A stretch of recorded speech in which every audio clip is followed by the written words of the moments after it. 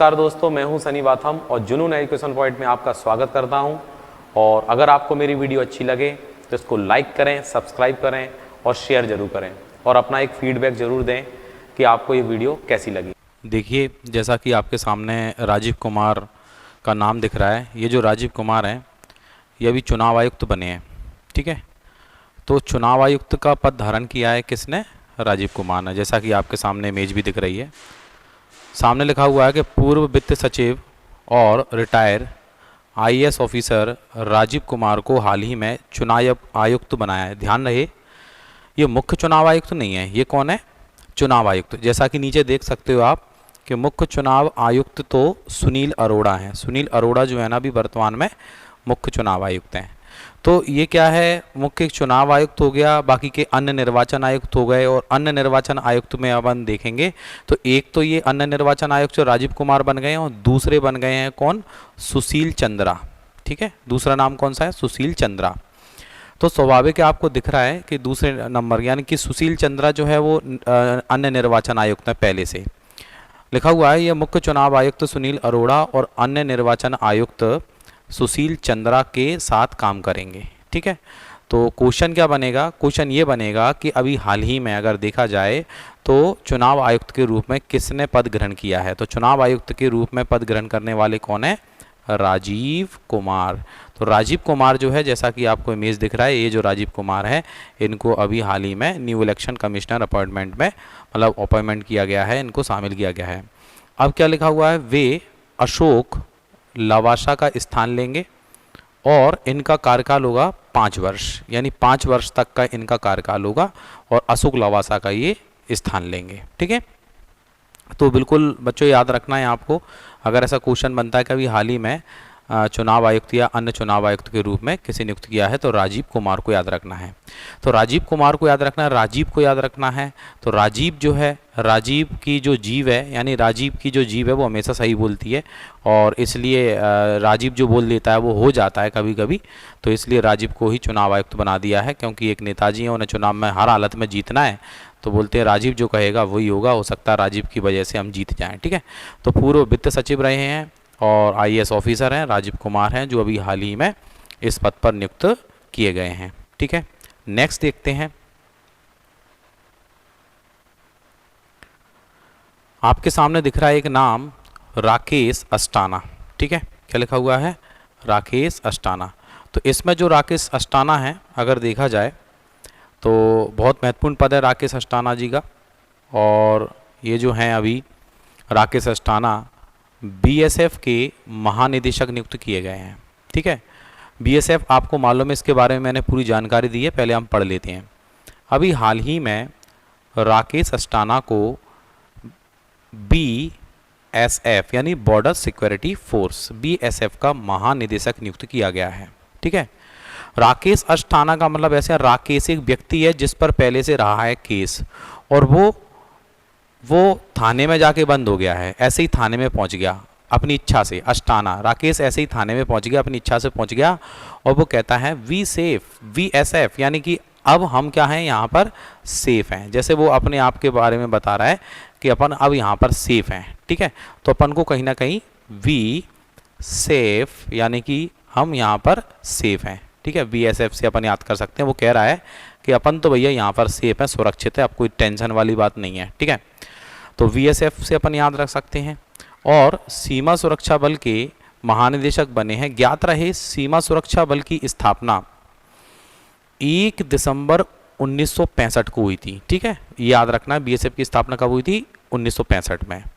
और इसका एक आदर्श वाक्य है, इसका जो आदर्श वाक्य है, ड्यूटी अनटू डेथ यानी कि जीवन पर्यंत कर्तव्य, यानी कि पूरे जब तक जीवन रहेगा, जब तक सांसें चलेंगी, हमें अपने कर्तव्य की पूर्ति करना है।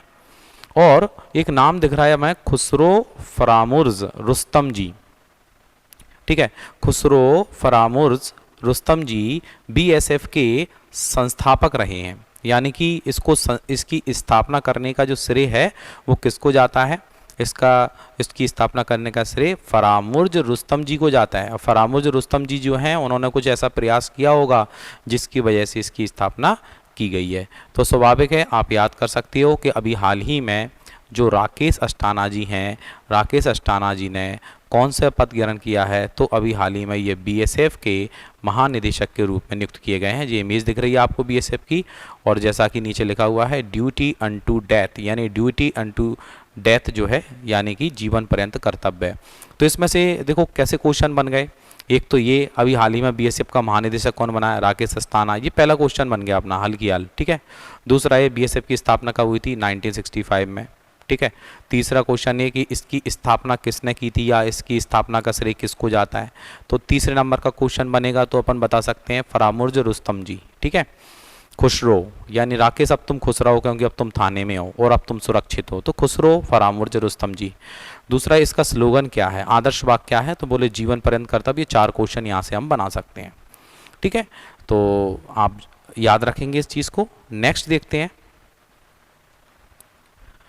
देखिए कोविड-19 है, और कोविड-19 की अगर अपन बात करें तो कोविड-19 G20 देशों की प्रतिबद्धता। जून 2020 में G20 समूह के देशों ने विश्व में कोविड-19 से लड़ने के लिए $21 बिलियन की प्रतिबद्धता, कितना दिया बेटा? $21 बिलियन। तो ये हमें याद रखना है कि $21 बिलियन की प्रतिबद्धता व्यक्त की है, और इस राशि का जो उपयोग है अनुसंधान में, विकास में, टीकाकरण में, चिकित्सा में, ठीक है, विज्ञान निदान में, ये सब में किया जाएगा। तो कहने का मतलब ये है कि जून 2020 में जी समूह यानी कि G20 यानी कि ग्रुप 20 यानी 20 देशों का समूह है, कोविड-19 के लिए $21 बिलियन, बस अमाउंट को याद रखो कि G20 कंट्री ने अभी कितना अमाउंट देने प्रतिबद्धता व्यक्त की है, कितना अमाउंट दिया जाएगा। तो आपको याद रखना है 20 है, 20 के बाद में क्या आता है? 20 के बाद में आता है 21, तो अपन को 21 याद रखना, और 21 से पहले क्या आता है? 20।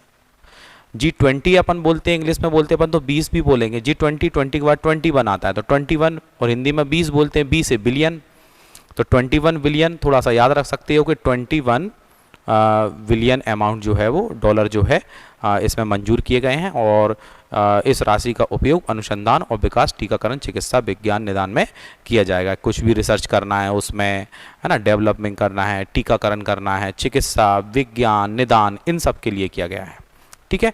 तो आप याद रख सकते हो, उम्मीद है कोई दिक्कत नहीं है। राकेश अस्थाना वाला भी आप याद रख लोगे। नेक्स्ट देखते हैं, एक वर्चुअल ग्लोबल लिखा हुआ है। क्या लिखा हुआ है? Virtual global. तो वर्चुअल ग्लोबल वैक्सीन समिट 2020 है। 4 जून 2020 को ब्रिटेन की मेज़बानी में वर्चुअल ग्लोबल वैक्सीन है ये, ठीक है, वैक्सीन समिट 2020 आयोजित की गई। तो ब्रिटेन के प्रधानमंत्री बोरिस जॉनसन, जैसे कि आप इनका चेहरा देख के समझ गए होंगे बेटा इमेज में, बोरिस जॉनसन, ब्रिटेन के प्रधानमंत्री बोरिस जॉनसन के द्वारा आयोजित इस शिखर सम्मेलन में 50 से अधिक देश, व्यापारिक नेता, संयुक्त राष्ट्र एजेंसी, नागरिक समाज, राष्ट्राध्यक्ष और देश के नेताओं ने इसमें भाग लिया। तो कहने का मतलब ये है कि अभी हाल ही में एक वर्चुअल समिट हुई थी, ठीक है, एक वर्चुअल मीटिंग हुई थी। वर्चुअल मीटिंग तो आप समझते हो, एक वीडियो कॉन्फ्रेंस थी, और वीडियो कॉन्फ्रेंस में सब लोग आमने सामने वीडियो कॉन्फ्रेंस के माध्यम से एक दूसरे से संपर्क करेंगे। तो कहने का मतलब ये ग्लोबल वैक्सीन समिट हुई थी और ब्रिटेन के प्रधानमंत्री बोरिस जॉनसन के द्वारा आयोजित की गई थी। तो इसमें ऐसे पूछ सकते हैं कि अभी हाल ही में एक वर्चुअल ग्लोबल वैक्सीन समिट हुई थी, तो इसका आयोजन कहाँ हुआ था? तो इसका आयोजन हुआ था लंदन में। देखो आपको जो इमेज दिख रही है, इसका आयोजन कहाँ हुआ था बेटा? लंदन में इसका आयोजन किया गया था, ठीक है। और इसके जो कहीं ना कहीं अध्यक्षता या इसके बारे में ब्रिटेन के प्रधानमंत्री बोरिस जॉनसन के द्वारा ये आयोजित किया गया था। तो बस ये अपना क्वेश्चन बन जाएगा, अपन आंसर दे सकते हैं कि वर्चुअल ग्लोबल वैक्सीन समिट 2020 का आयोजन कहाँ किया गया? तो इसका आयोजन किया गया था ब्रिटेन में। और इस किसने आयोजित किया? तो ब्रिटेन के प्रधानमंत्री बोरिस जॉनसन।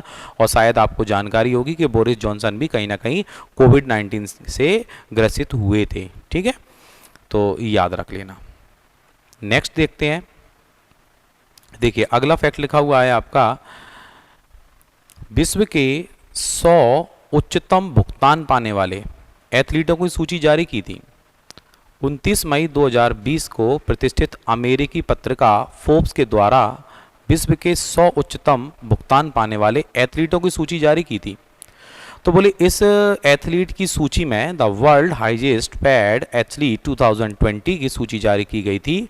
इस सूची में पहले नंबर पर कौन था, ये तो पता ही होना चाहिए। इस सूची में स्विट्जरलैंड के प्रसिद्ध टेनिस खिलाड़ी रोजर फेडरर, ठीक है, रोजर फेडरर 106.3 मिलियन डॉलर आय के साथ शीर्ष स्थान पर रहे हैं।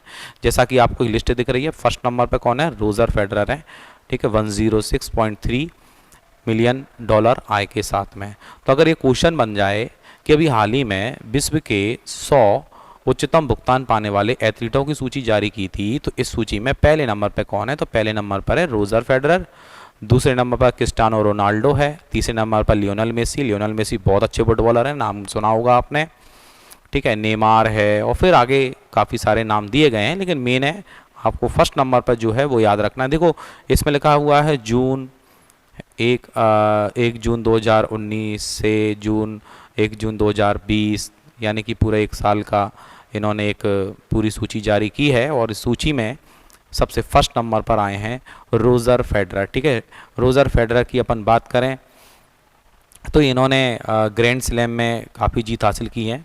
एक बार हमने पढ़ा था, इन्होंने जो फर्स्ट ग्रैंड स्लैम थी ऑस्ट्रेलियन ओपन, और थर्ड नंबर की थी विंबलडन ओपन, ये दोनों इन्होंने रोजर फेडरर ने जीती थी 2018 में, ठीक है। हाँ, इसमें रोजर फेडरर, जी रोजर फेडरर ने 2018 में ऑस्ट्रेलियन भी जीती, फिर वो भी जीती थी, ठीक है। तो यहाँ तक का आप याद रखेंगे। और इस वर्ष की सूची में, अब बोलते हैं इस वर्ष की सूची में भारत का कोई बंदा है क्या, तो बोले भारत के एकमात्र खिलाड़ी को स्थान प्राप्त हुआ है, लेकिन वो अंत में है, तो इसलिए उनका नाम मैंने इसमें देना ज़्यादा सही नहीं रखा, क्योंकि अपन को फर्स्ट नंबर पर अपन को याद रखना है कि रोजर फेडरर जो है 106 मिलियन डॉलर के साथ फर्स्ट नंबर पर है, क्योंकि इसमें अभी जब वो क्वेश्चन करेगा तो टेनिस खिलाड़ी को ही सबसे आगे रखेगा, ये भी याद रखना है, ठीक है। हो सकता है इसमें फर्स्ट नंबर पर, इसमें ऑप्शन में ज्वेरेव का भी नाम आ जाए, क्योंकि आपको पता है अभी ज्वेरेव ने अभी हाल ही में US ओपन जीता है, तो स्वाभाविक है उसका नाम भी आ सकता है ऑप्शन में, ठीक है। नेक्स्ट देखते हैं। अब देखिए इसमें लिखा हुआ है आपका भारत विश्व का सबसे अधिक प्रतिभूति वाला 12वां देश बना है, ठीक है। प्रतिभूतियों का मतलब सिक्योरिटी, ये मैंने इसलिए ब्रैकेट में इंग्लिश में दे दिया। भारत 157 अरब 40 करोड़ डॉलर अप्रैल 2020 के अंत तक की अमेरिकी प्रतिभूतियों के साथ विश्व का सबसे अधिक प्रतिभूतियों वाला 12वां देश बना है। यानी कि बिजनेस के मामले में अगर देखा जाए तो अमेरिकी प्रतिभूतियां, अमेरिकी सिक्योरिटी के साथ में अगर देखा जाए तो भारत को कौन सा क्रम मिला है, 12वां। बस अपन को इतना याद रखना है, इसका क्रम याद रखना है, क्योंकि वो यही बोलेगा कि अभी हाल ही में एक जानकारी दी गई थी, तो भारत जो है एक लार्जेस्ट होल्डर है 12th नंबर का, ठीक है। तो 12th नंबर का है, तो 12th नंबर से अपन को याद रखना है कि अमेरिकी प्रतिभूतियों के साथ विश्व का सबसे अधिक प्रतिभूतियों वाला जो देश है उसमें भारत का क्या क्रम है, उसमें भारत का क्रम है 12वां, ठीक है। नेक्स्ट देखते हैं। देखिए ब्रिटिश पेट्रोलियम यानी कि BP, ब्रिटिश पेट्रोलियम को अपन BP बोलेंगे शॉर्ट फॉर्म में, इसके द्वारा वैश्विक व्यापार सेवा केंद्र की स्थापना की गई है। 8 जून 2020 को पेट्रोलियम क्षेत्र की प्रमुख कंपनी ब्रिटिश पेट्रोलियम BP ने अपनी एक वैश्विक व्यापार सेवाओं में GVS के संचालन के लिए पुणे में एक नया केंद्र स्थापित करने की घोषणा की है, ठीक है। यानी कि ये अपना एक केंद्र स्थापित करेगा पुणे में, बस इसको अपन को थोड़ा सा याद रखना है, ठीक है। तो पुणे को याद रखना है, और BP यानी कि एक ब्रिटिश पेट्रोलियम है। तो 8 जून 2020 को पेट्रोलियम क्षेत्र की प्रमुख कंपनी ब्रिटिश पेट्रोलियम यानी BP ने अपनी वैश्विक व्यापार सेवाओं यानी GVS के संचालन के लिए भारत का कौन सा शहर चुना है, पुणे में एक नया केंद्र स्थापित करने की घोषणा की है। इस केंद्र का संचालन जनवरी 2021 से शुरू होगा, लेकिन ये पुणे में किया जाएगा। तो देखो BP है, हालांकि BP यानी कि ब्रिटिश पेट्रोलियम है, तो सोचे एक अंकल हैं, वो अंकल जो है ना पुड़ी नहीं खाते हैं, क्योंकि पुड़ी खाने से उनको BP की शिकायत होती है, ठीक है। तो बोले मैं पूड़े नहीं खाता हूँ या पुए नहीं खाता हूँ या पूड़ी नहीं खाता हूँ, क्योंकि पूड़ी खाने से मुझे BP की शिकायत होती है ना, ब्लड प्रेशर की प्रॉब्लम हो जाती है। तो बीपी बढ़ जाता है जब बहुत ज़्यादा पूनी खा लेते हैं, ठीक है। तो इससे भी कहीं ना कहीं पुणे से याद रखना है, पुए याद कर सकते हैं, मालपुए याद कर सकते हैं, पुड़ी याद कर सकते हैं, जो भी अपने हिसाब से आप याद कर लेना, पर याद जरूर कर लेना कि भारत का कौन सा शहर है, बोले पुणे महाराष्ट्र में अभी हाल ही में ब्रिटिश पार्लियामेंट स्थापित करने का एक निर्णय लिया गया है, ठीक है। यहाँ तक बिल्कुल याद रख लेना। और ये जनवरी 2021 में ये अपना कार्य करना शुरू करेगा, ठीक है। नेक्स्ट देखते हैं। देखिए अगला लिखा हुआ है इसमें, विश्व निवेश रिपोर्ट 2020, 16 जून 2020 को अंकटाड। अब अंकटाड की फुल फॉर्म दे दी मैंने क्योंकि अंकटाड में भी कंफ्यूजन होता है। बोले United nation conference and development के द्वारा विश्व निवेश रिपोर्ट, वर्ल्ड इन्वेस्टमेंट रिपोर्ट 2020 जारी की गई थी और विश्व निवेश रिपोर्ट का यह 30वां संस्करण था, 30 नंबर का। इसका मुख्य विषय भी बताया गया, इसका मुख्य था international production beyond the pandemic. अब बात आती है कि चलो ठीक है, अच्छी बात है, इन्होंने एक निवेश रिपोर्ट जारी कर दी है, तो आप ये बताएंगे इसमें भारत का कौन सा क्रम है। तो देखो भारत को इस सूची में 9वां स्थान प्राप्त हुआ है। कौन सा स्थान प्राप्त हुआ बेटा? 9वां स्थान प्राप्त हुआ है। किस में? निवेश में। देखो 9 से निवेश और ना से 9, बहुत अच्छी बात है, आप कभी भूलोगे नहीं, ये लॉजिक रख दिया तो ठीक है, कभी नहीं भूलोगे, कुछ ना कुछ लॉजिक रखना पड़ेगा याद करने के लिए।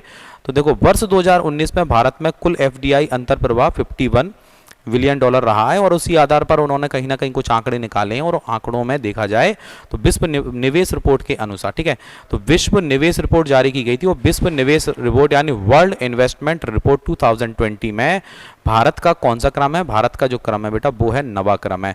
तो भारत जो इंडिया जो हमारा वो 9 नंबर पर है।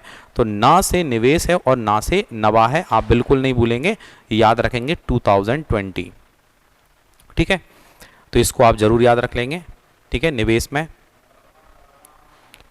अगला लिखा हुआ है कि पश्चिम बंगाल को विश्व बैंक की मदद दी जाएगी, मतलब विश्व बैंक की मदद, पश्चिम बंगाल को विश्व बैंक के द्वारा मदद दी जाएगी। बोले कितना राशि दे रहे हैं भैया विश्व बैंक?